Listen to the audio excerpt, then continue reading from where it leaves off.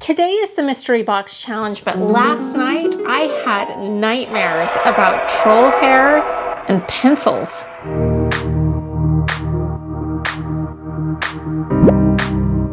If this is the very first time we're meeting, I'm Natalie Callahan, and my goal is to help you feel more powerful in your DIY and home decor. Now let me explain about the trolls. So if you've been watching my channel for a while, you've seen me participate in the mystery box challenge. It's one of my favorites. So what happens is another DIY YouTuber sends me a package of stuff that I've never seen before.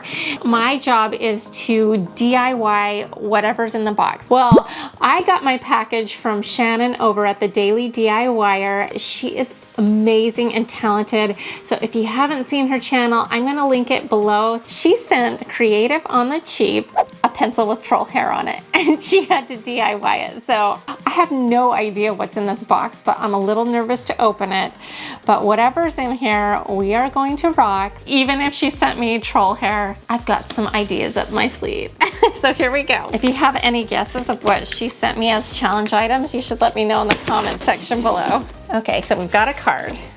Hi Natalie, love your work. I can't wait to see you get creative with these items from Dollar Tree, especially the challenge items. Love Shannon, the challenge items that I am so nervous about.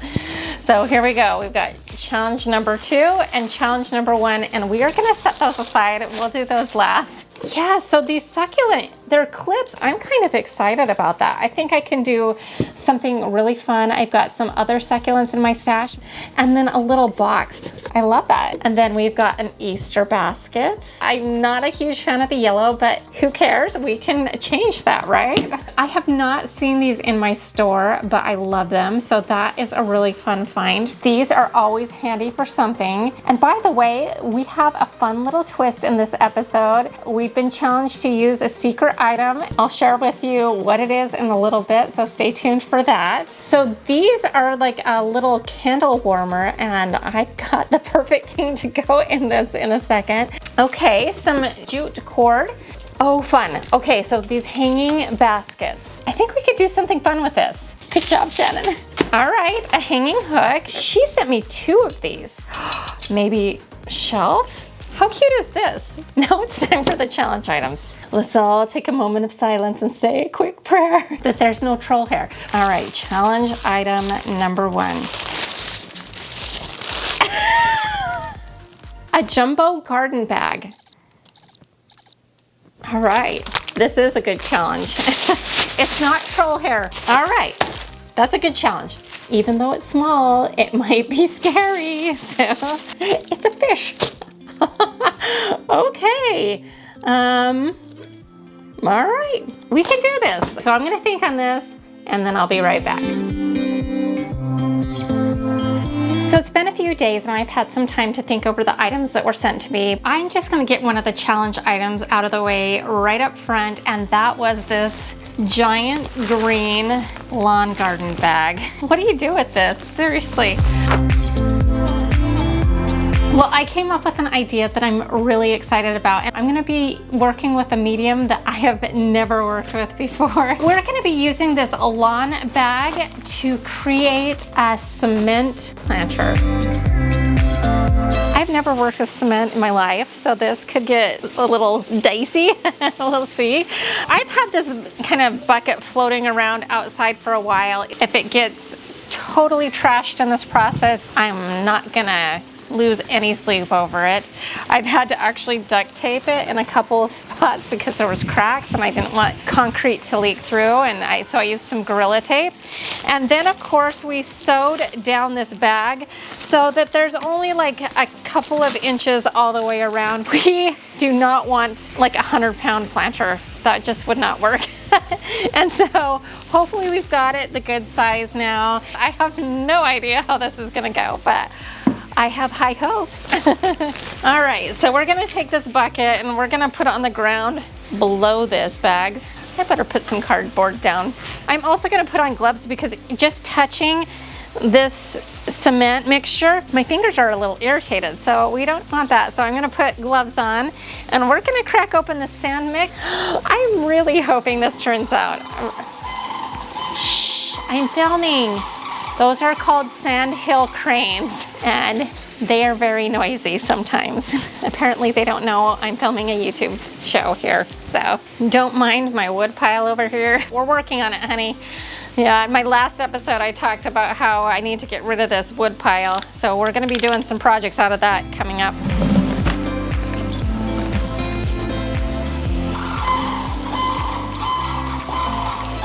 And I just got this cheap shovel at Dollar Tree because I figure I can toss it when I'm done. And I've got water, and we're just supposed to mix until it kind of looks like oatmeal, apparently. And we're gonna mix it. And I can already tell this is not gonna be nearly enough.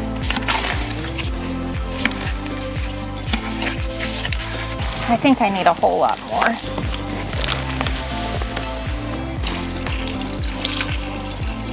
I feel like this is like a grown-up version of making mud pies.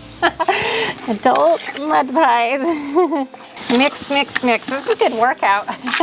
Okay, that's about as close to oatmeal as I think we can get. I don't think that I fully explained what look I'm going for. I saw this inspiration photo and I was like, that is really cool looking. I want to try to get that look, but there was no instructions, so I'm just flying by the seat of my pants. Now, ideally, I'd probably just get like a rice bag or a burlap sack and do this planter, but this is what we're working with, a mystery challenge. I got my cooking spray here, and we are gonna spray the inside of the bag and the outside of this. I hope that helps. We'll just kind of rub it together. And then we're also gonna spray down this. I'm hoping this helps kind of release it when we're done. I'm gonna put about 2 inches on the bottom. And I hope this is, again, the right consistency. Mud pies. I don't know if this is gonna work. I really hope it does. Now we're gonna set this in. We're gonna try to center this, just kind of trying to evenly distribute this. This might be my first epic fail. I don't know.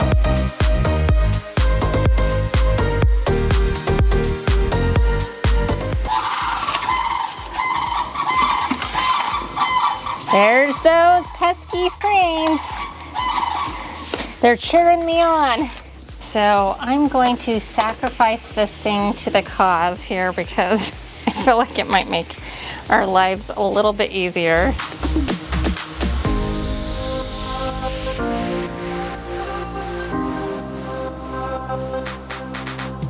With one last stitch effort, I'm gonna finish off the bag, and one of the things on that was that there was a decorative rope and it was cinched in like a bag would be.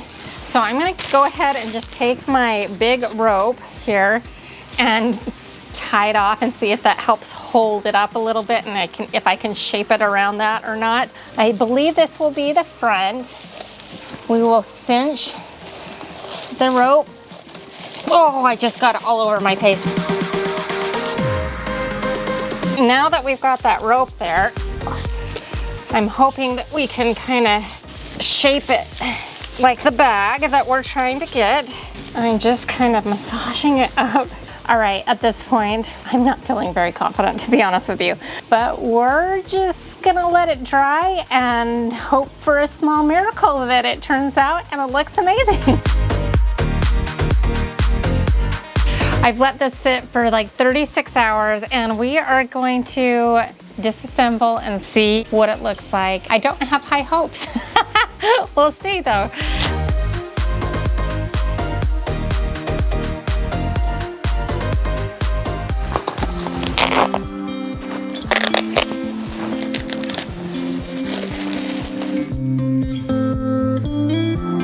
I am so surprised.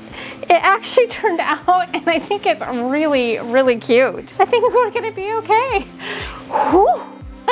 So we've got a couple of loose fibers here that I've got some scissors, and we're gonna try to trim those off. And then we're gonna let it cure a little bit longer, and then we'll get a fresh rope, tie it around, and plant it up with some cute flowers that I'm probably gonna kill, but we're gonna try really hard to keep alive this time.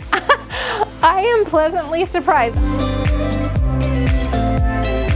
So as I mentioned, this is a part of the Mystery Box Challenge, which was created by Courtney from Creative on the Cheap, and she has put together this amazing group of individuals. They are so talented, and at the end of this episode, I'm gonna send you on to one of my favorite YouTubers, and I'll let you know who that is at the end of the episode. So my next Dollar Tree DIY, we are going to be using some of these hanging baskets. Now she sent me one and I have another one. I have in my mind that we can make a faux farmhouse decorative scale. I've been wanting to do this for a while, and this was the perfect opportunity. So I've got a spindle here. Now I'm going to be using an electric miter saw, but if you have a miter box and a drill, you can probably get this done. So you don't need the big tools, but it does make life so easy. So what we're going to do is we're going to use this as the center support, and this is going to be kind of our faux scale, right? And we are going to cut this down. I first cut the spindle down to 18 inches, leaving about 1.5 inches on top before the turning start.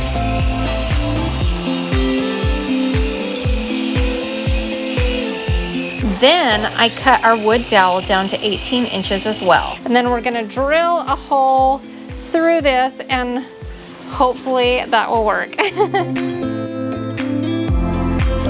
Just make sure our dowel will fit in. It's a little snug, like we want it. Just very carefully put it through. Then we are going to glue 2 wood rounds together, one that is 3 inches and one that is 5 inches, and let that dry for a couple of hours.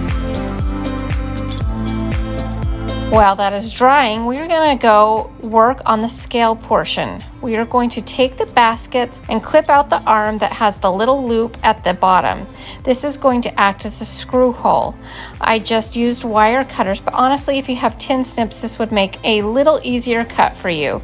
You're going to need a total of 4 of these pieces, 2 for each side.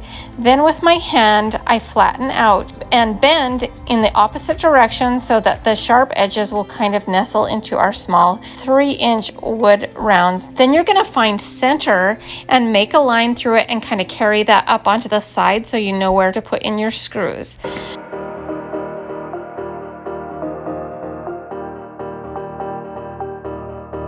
Then you're going to take a small drill bit and pre-drill the holes.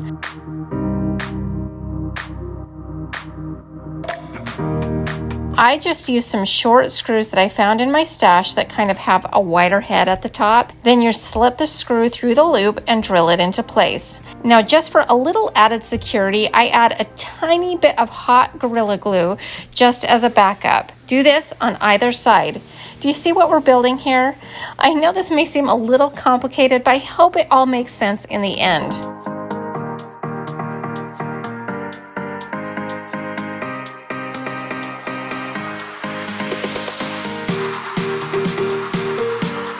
Now I take one link from the chain from the basket, and we are going to attach this at the meeting point of these 2 arms using black electrical tape that I kind of twist in and out of the tape on either side. Now looking back, hindsight being 2020, I kind of wish that I just used some air drying clay to hold it into place, but this did work.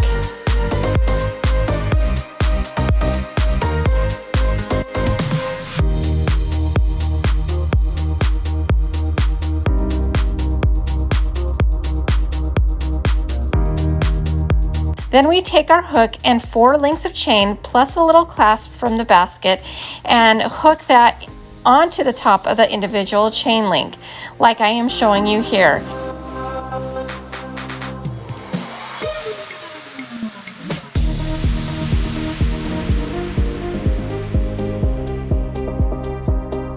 Now we have 2 faux scales. It's now time to finish assembling. I'm going to be using a screw dowel to attach to our stand. We pre-drill some holes, then we put the dowel screw into the drill and drill it into place until it stops drilling.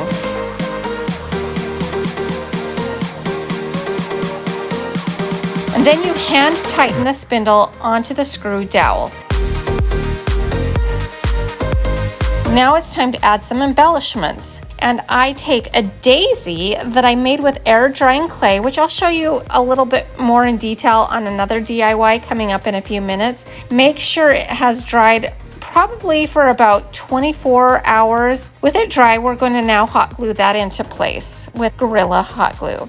Then I add a little wooden finial to the top. Then I just dug around my stash to see what else I had, little odds and ends, and I found a couple of tiny wood stars and tiny decorative finials that I glue on either side. When it's all said and done, you won't even be able to tell that they are stars, but they'll just be a little decorative element.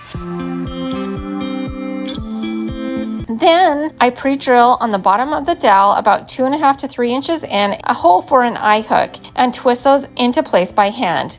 Now with our scales hanging from it, we spray paint the entire thing in a satin black spray paint.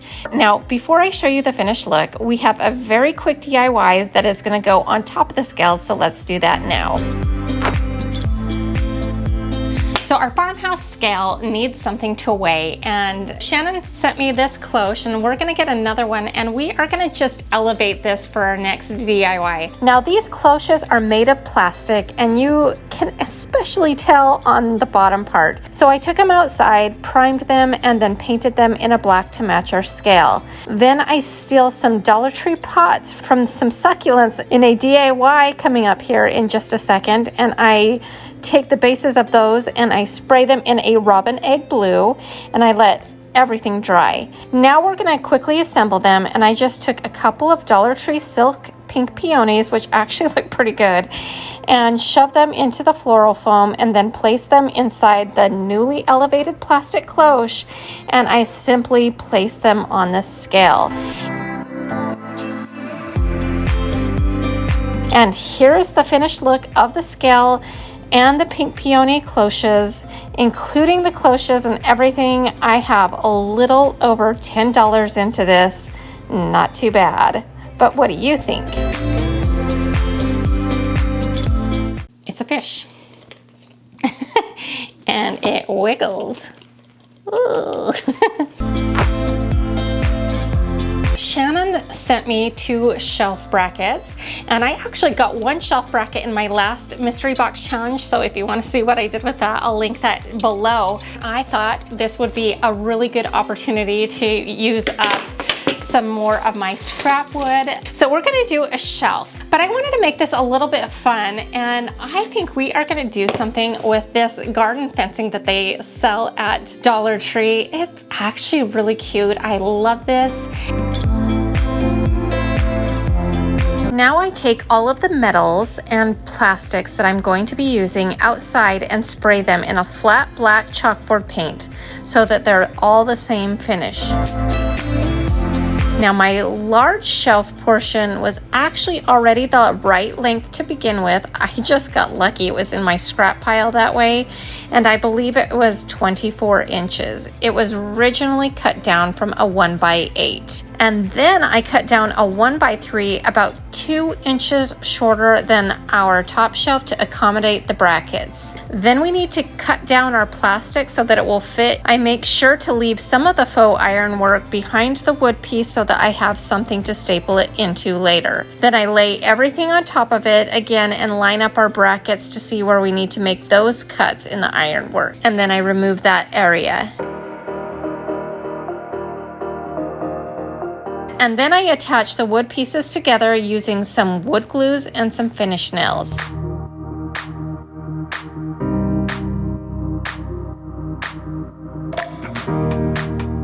Since this is going in my entryway where I put my bench for my last episode, I used the same antiquing wax to finish the wood.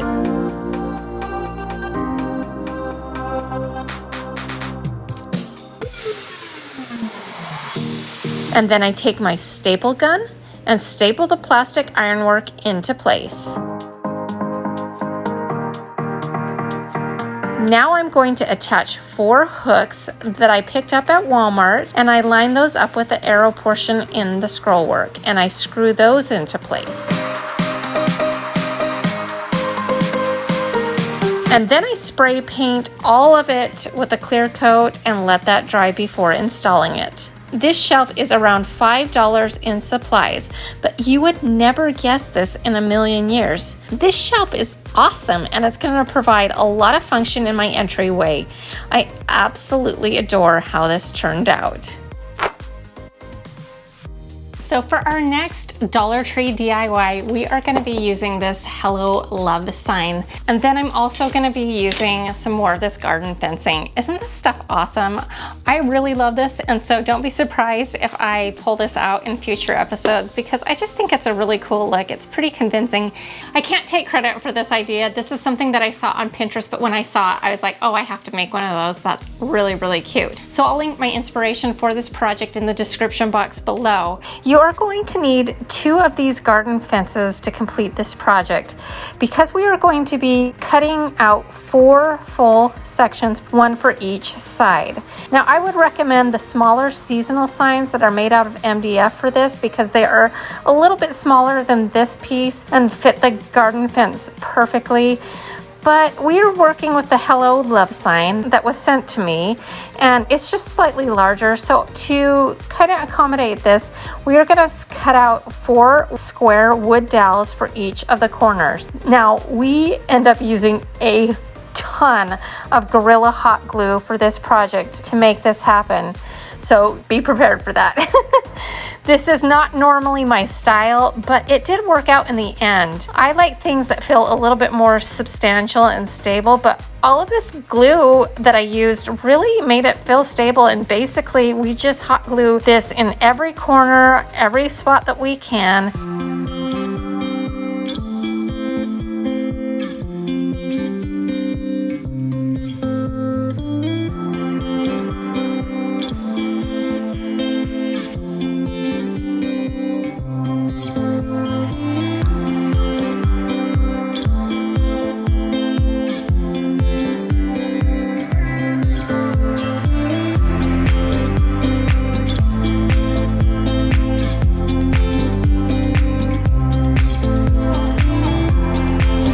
And then on the corners, I took some popsicle sticks, which was the secret item that we were all asked to use and kind of throw into one of our designs. So I just used these to kind of hide some of the mechanics on the edges. And once it's fully assembled, we take it outside and we paint the whole thing in a black chalkboard paint, making sure to cover everything really well. I style it with a Dollar Tree hurricane vase and a candle. And then I use some lamb's ear from Walmart and some pink peonies just to kind of fill it in a little bit. And I think this looks so cute.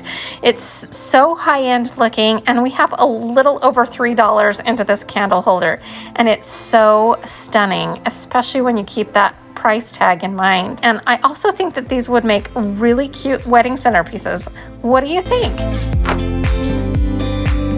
It is yellow. I mean, it's definitely Eastery, but we want to make this look like some high-end decor. So what we're going to do to elevate this piece is we're going to first remove the handle, and since it's plastic, I feel like I should add some primer, so that's what I do. I prime the whole thing on the inside and the outside, and then after that I spray the whole thing in a black spray paint. Now you can pick whatever finish you want.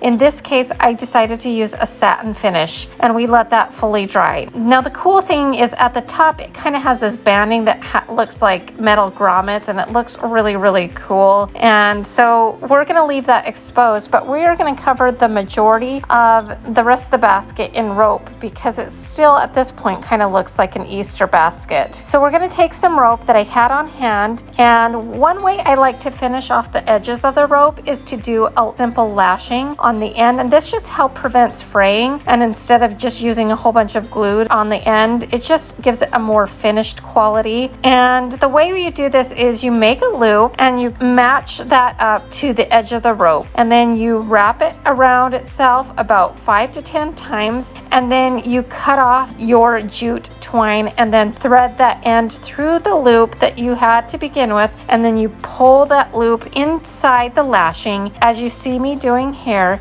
and then you kind of tug on it from both directions to kind of create a knot that's hidden underneath that jute twine, and then you trim off the excess. Then to wrap the rope on, we are going to use some hot glue and use that all the way around the bottom, leaving a little tiny bit of that edge bending exposed on the bottom. And then I wrap all the way around tightly, and then we use some hot glue at the top. And then we finish off the end in the same way we started with the first edge with that lashing.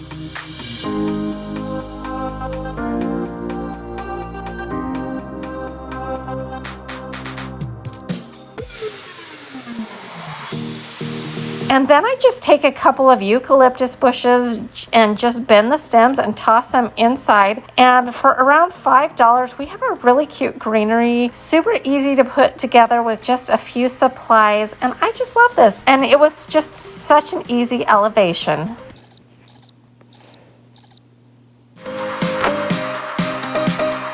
So when Shannon sent me these succulents, I was so excited because I've been wanting to do a succulent arrangement for a while now. So I thought this would be the perfect opportunity. And actually, every time I go to Dollar Tree, I've been kind of collecting a whole bunch of succulents, and so we're gonna have a little bit of fun with this. This is going to be a super easy arrangement to put together and also very temporary.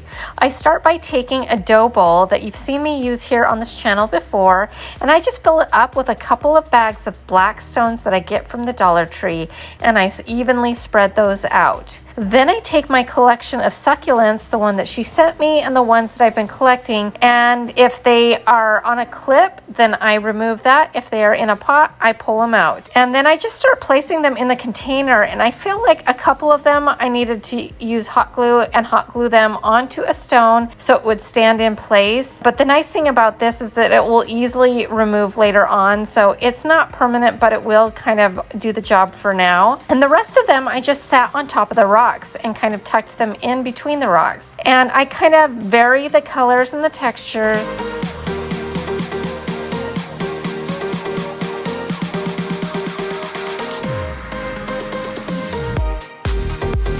Aren't these colors and textures just so stunning? This is such an easy thing to put together, and it would look great on a dining room table or wherever you have a little spot for something like this. And the best part is that we can change it up and do something different with them because nothing is permanent in this arrangement. What do you think of this beautiful rainbow of succulents? Okay, so for our next Dollar Tree DIY, we are going to be using the "This Is Us" sign. Now we're going to use some more of those popsicle sticks. These large ones actually sell at the home improvement store. I picked this pack up at Lowe's for only 99 cents, but don't quote me on that. I can't remember for sure. I disassemble the frame and I pull off the "This Is Us," and then we are going to be covering up the blue design by gluing down our popsicle sticks on a diagonal using wood glue. My first thought was to cut all of them down and then glue them, but then I decided to just go ahead and glue them all down and let them fully dry.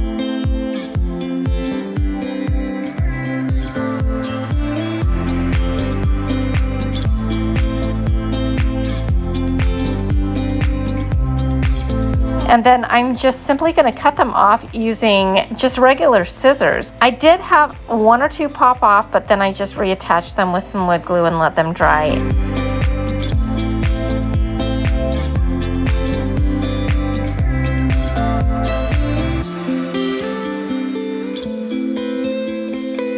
And then I painted out the whole thing in black chalk paint. And I had these little wood beads that I'm going to hot glue to the bottom of the frame to kind of create a riser effect. And it just so happened to match the frame perfectly.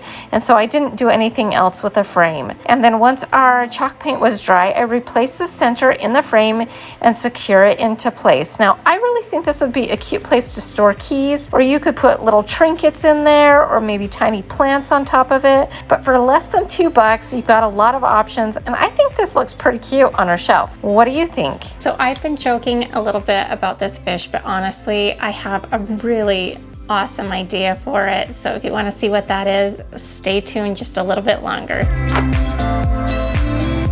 All right, so for our next DIY, we are going to be using this craft box. So I wanted to add embellishment to the top of this box, and I recently ordered these clay molds off of Amazon. Aren't they so cool? The instructions say to lotion your hands, so that's what I did, and then we just grab a little clump of this clay and roll it up and press it into our mold. Now, I didn't know exactly what embellishment that I wanted to put on the top, so I selected a couple and then I pull them out and let them dry, I would say for about a good 24 hours, to be honest with you. While our clay is drying, I take some pearl sticker strands that I got from the Dollar Tree and wrap them around the top and the bottom of the lid and also the base of the box, just for a little added detailing.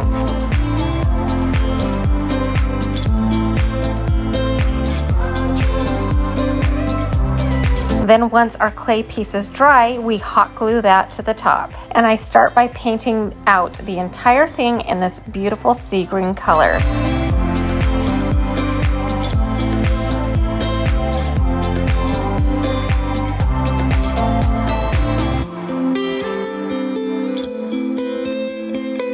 Once that's dry, I add some antiquing by kind of going back and forth using a black wax and this really pretty gold color by Folk Art until I'm happy with the look.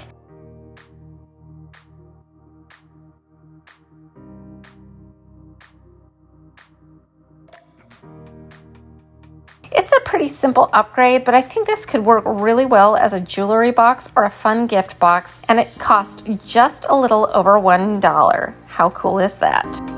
What comes to mind for me when I think of a fish, I think of two things. I think of sushi and I think of fishing. And when I think of fishing, I think of my cousin Alec. Alec was seriously the most amazing little guy you've ever met in your life. And he was diagnosed with cancer many years ago, and he fought really, really hard. Honestly, he was seriously such an amazing kid because as much pain as he was in, he never complained once.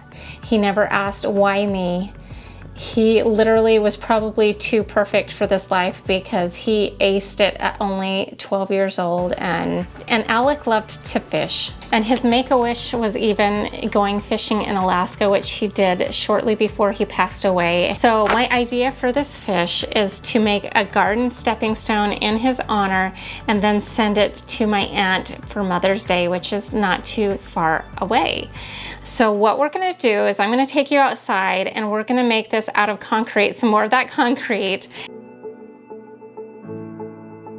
So I start out by mixing up a little bit more concrete. For our form, I decided to use a planter liner I picked up in a 3-pack at Dollar Tree.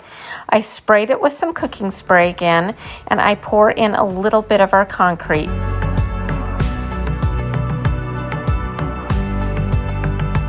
Then I take a cooling cookie rack from the Dollar Tree and I take some tin snips and I cut it down to fit inside our form.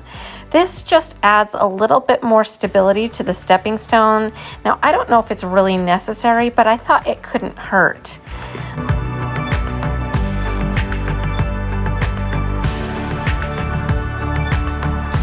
Then I poured the rest of our concrete on top and smoothed it out. And my plan for the fish is to do an impression with it. And for that to work, we need it to be a little bit more firm, but still a little wet. I let it set up for like 2 hours. Then I take our fish and push it to the bottom third of our stone and let that set up for 24 hours.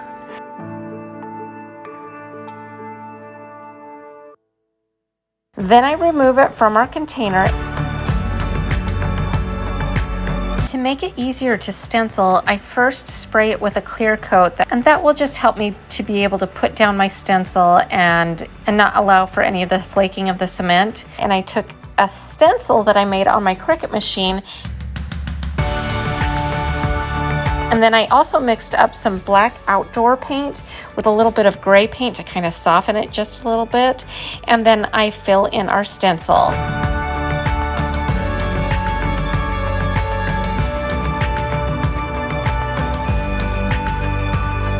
I decide after the fact to also add an additional 3 fish at the bottom. And then when we're done painting it, I add an additional clear coat. Now, when I saw this little Fisher guy, it immediately reminded me of Alec's silhouette, and this is definitely my favorite project from this episode because it means so much to me, and I know it will mean a lot to my Aunt Teresa too. Alec may have passed to the other side, but he will never be forgotten here on Earth by those who loved him. So I really love this project and hope that you found inspiration in it. And now the moment of truth. Who am I sending you on to? It's Jennifer from A Little Bit of Calm and Crazy. Pop on over to her video next. I will link it in the description box below. And if you enjoyed this episode, here's another one that I think you'll like as well. And to all of my DIY Niners, I just want to remind you that you are more powerful than you know. We'll see you next time. Bye.